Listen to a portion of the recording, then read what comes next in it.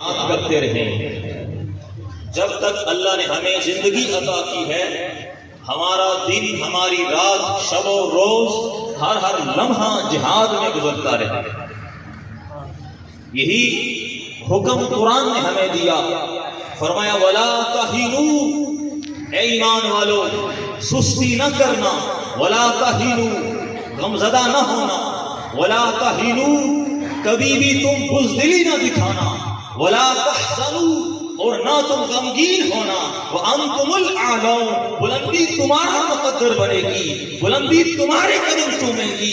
اِن كُنتُم مُؤْمِنِينَ، اگر تم مومن رہے، اگر تم ایمان والے رہے، اگر تم مومن موحد مسلمان رہے، ایک خدا کی عبادت کرتے رہے، اسی کے آگے جھکتے رہے، دنیا کی کوئی طاقت تمہیں جھکا نہیں سکتی. ایک سجدہ جسے تو گراں سمجھتا ہے، ہزار سجدوں سے دیتا ہے آدمی کو نجات. اگر ہم مسلمانوں نے اتحاد کو نہ چھوڑا ہوتا، اگر ہم مسلمانوں نے اتحاد کو پارا پارا نہ کیے ہوتا، اگر آج ہم مسلمان متحد ہوتے، متفق ہوتے، قرآن و سنت کے دامن کو ہم نے پکڑا ہوا ہوتا، ایک ہاتھ میں قرآن ہوتا، دوسرے ہاتھ میں رسول اللہ کا فرمان ہوتا، سرکار کی سنت ہوتی، اگر ہمارے نصاب میں قرآن ہوتا، ہمارے نوجوانوں کو یہ آیت سنائی جاتی، انتم الاعلون، اے نوجوانوں بلندی تمہارا مقدر ہے. تم کیوں احساس کمتری کا شکار ہوتے ہو؟ تم کسی کے آگے کیوں جھکتے ہو؟ تم کیوں غلام بنے ہوئے ہو؟ تم کیوں امریکہ سے ڈرتے ہو؟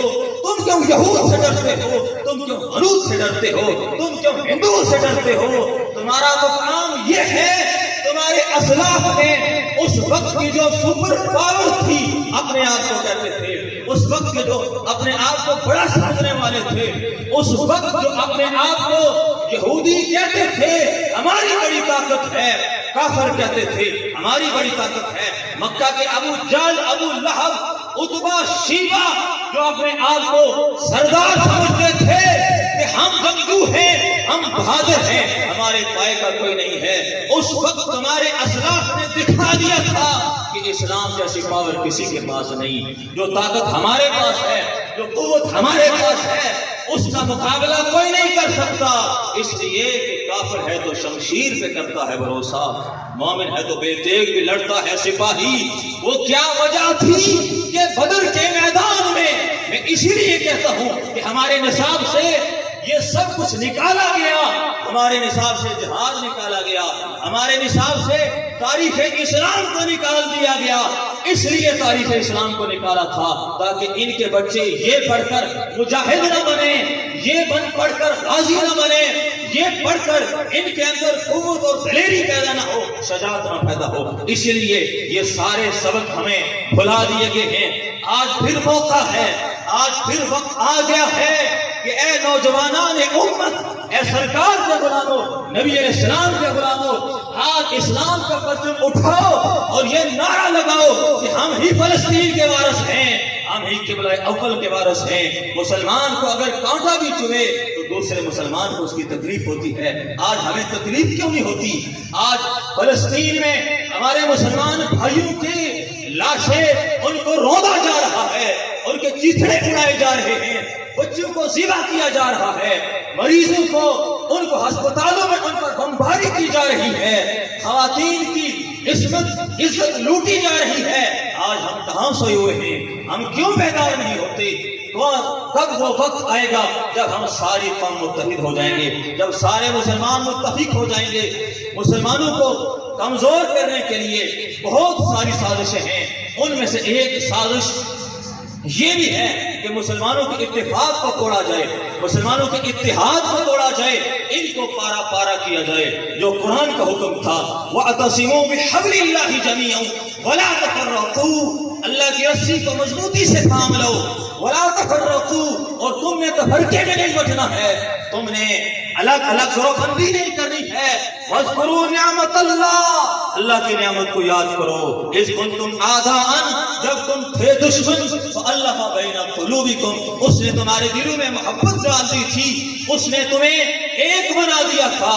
یہی وجہ تھی کہ جب تھوڑے بھی تھے لیکن وہ ایک طاقت تھے, ایک قوت تھے, 313 تھے, دکھائی دینے میں گننے میں تھوڑے تھے لیکن طاقت میں شمار تھی. طاقت اس لیے تھی کہ ان کا آپس میں اتفاق تھا, اتحاد تھا. اس لیے اشداء علی الکفار رحماء بینہم کی عملی تصویر سے وہ صرف تقریریں نہیں کرتے تھے, صرف نعرے نہیں لگاتے تھے, بلکہ عمل سے ثابت کر رہے تھے.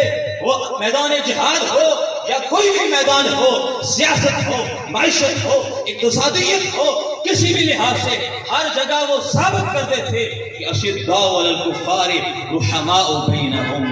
کافروں پر بڑے سخت تھے, اشداء علی الکفار, کافروں پر سخت تھے. کافر کانپ رہے تھے, کافر ڈرتے تھے ان مسلمانوں سے اور ان سے سلو کرتے تھے, ان سے ڈرتے تھے. آج مسلمانوں کا یہ حال ہے کہ مسلمان کافروں سے ڈر رہے ہیں. یہ عجیب وقت آ گیا ہے کہ اس وقت مسلمانوں سے کافر ڈرتے تھے, لیکن آج مسلمان اتنی تعداد میں ہونے کے باوجود, 1.5 ارب مسلمان ہونے کے باوجود ان کے پاس اسلحہ بھی ہے, ایٹم بم بھی ہے, ہر طرح کی قوت اور طاقت بھی ہے. اس کے باوجود یہ مسلمان آج کیوں ان سے ڈر رہے ہیں, آج کیوں خوفزدہ ہیں ان سے؟ اس وجہ سے خوفزدہ ہیں کہ مسلمانوں کا ایمان ختم ہو گیا ہے, مسلمانوں کا ایمان کمزور ہو گیا ہے. اگر ایمانی قوت ہوتی, اگر ایمانی طاقت ہوتی, ایمان پر بھروسہ کرتے, اللہ پر بھروسہ کرتے, اللہ کی ذات پر توکل کرتے, تو آج یہ مسلمان شکست خوردہ نہ ہوتے. آج ان کا عروج ہوتا, آج ان کی سرداری ہوتی, آج یہ دنیا پہ چھائے ہوتے. لیکن جب سے مسلمانوں نے پیسے کو, مال کو اپنا مطمع نظر بنا لیا, اپنا زندگی کا مقصد بنا لیا, اپنی زیست کا مقصد جب سے مسلمانوں نے اس روپے اور پیسے کو بنا لیا ہے, اس کے بعد یہ ذلیل ہو گئے ہیں, رسوا ہو گئے ہیں, خار ہو گئے ہیں. وہ معزز تھے زمانے میں مسلمان ہو کر, اور ہم خار ہوئے خار کے قرآن ہو کر. آج ہمارے پاس نہ علم ہے نہ کوئی اور طاقت ہے, ہم علم حاصل نہیں کرتے. اپنی تاریخ اسلام کو پڑھیں, علم حاصل کریں, چاہے علمی کوئی بھی میدان ہو اس میں ہمارا نام ہونا چاہیے, ہمیں آگے بڑھ کر ترقی کرنی چاہیے. دعا کرتے ہیں کہ اللہ تبارک و تعالی ہمارا حامی و ناصر ہو.